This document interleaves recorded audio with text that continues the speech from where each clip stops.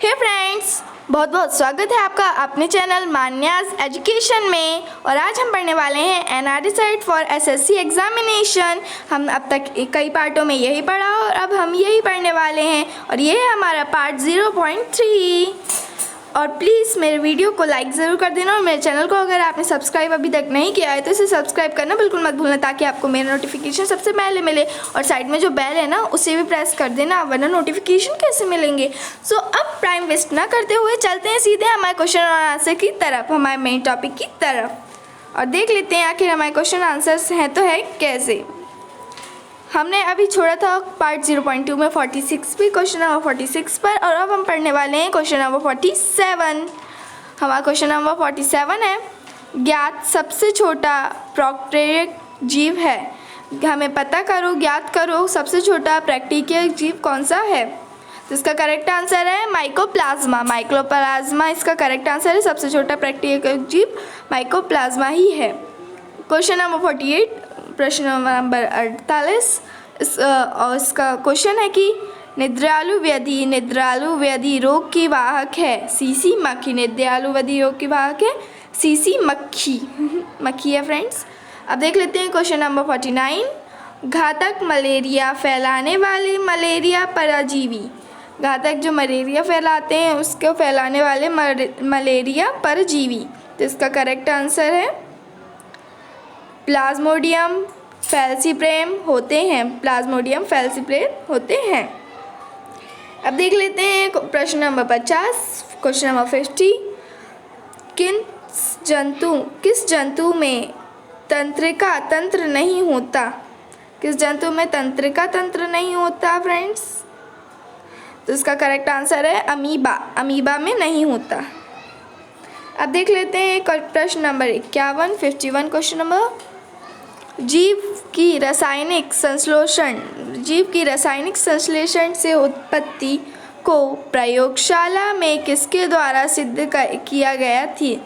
Friends, ये बहुत ही महत्वपूर्ण क्वेश्चन है, ये बहुत ही IMT है, इम्पोर्टेंट है। प्रश्न है जीवन की रासायनिक, माफ़ कीजिएगा ये जीवन है,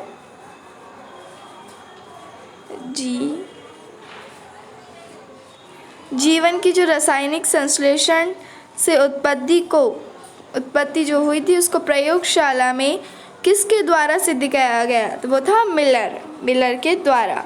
ये प्रश्न कई एग्जामों में अभी आ चुका है और यही आ सकता है। तो इसका करेक्ट आंसर है मिलर। अब देख लेते हैं प्रश्न नंबर 52। और वैसे भी फ्रेंड्स हम ये सारे वही क्वेश्चन लेके आए हैं आपके लिए जो मैन SSC में आज तक आए थे। SSC में मोस्ट इंपॉर्टेंट क्वेश्चंस हम आपके लिए ढूंढ के लाते हैं, तो एक लाइक और एक सब्सक्राइब तो बनता ही है उसके लिए। और आप ये पढ़ेंगे तो आपका NRD सेट का एग्ज़ाम भी और टॉपिक भी क्लियर हो जाएगा। अब देख लेते हैं प्रश्न नंबर 52, नमक का भारी मात्रा में सेवन करने के बावजूद खाने के बावजूद किस पशु को उच्च रक्तचाप नहीं होता। किस पशु को उच्च रक्तचाप नहीं होता। इसका करेक्ट आंसर है ऊँट। और फ्रेंड्स, इसका एक फैक्ट भी है, ऊँट को इसलिए नहीं होता है क्योंकि वो गर्मी में रहता है और गर्मी में मोस्ट ऊँट सिर्फ गर्मियों में पाए जाते हैं और उसके कारण ऊँट का जो नमक खाने के बाद भी उसे उसका फ़र्क नहीं पड़ता है, क्योंकि गर्मी का अपना ही एक टेम्परेचर होता है। अब फ्रेंड्स देख लेते हैं प्रश्न number 53, question number 53, eukaryotic cell में प्लाज्मा झिल्ली किससे बनी होती है। यूकेरियोटिक सेल में प्लाज्मा झिल्ली किससे बनी होती है फ्रेंड्स। इसका करेक्ट आंसर है फॉस्फोलिपोप्रोटीन। फ्रेंड्स अब देख लेते हैं क्वेश्चन नंबर 54, प्रश्न नंबर 54, जिस प्रक्रिया के माध्यम से आंतरिक प्रकाश संश्लेषण में छितरा जाती है उस प्रक्रिया को क्या कहते हैं। इसका करेक्ट आंसर है शमन कहते हैं। उस प्रक्रिया को हम शमन कहा जाता है। अब देख लेते हैं फ्रेंड्स क्वेश्चन नंबर 55, कुछ पौधों के बीज अंकुरित नहीं हो पाते यदि वे कुछ पौधों के जो बीज, ये बीज लिखा फ्रेंड्स, ये गलत है, बीज। कुछ पौधों के बीज अंकुरित नहीं उग नहीं पाते हैं यदि वे फल भक्षी पक्षियों के पचन क्षेत्र से ना गुजरें। इसका क्या कारण है?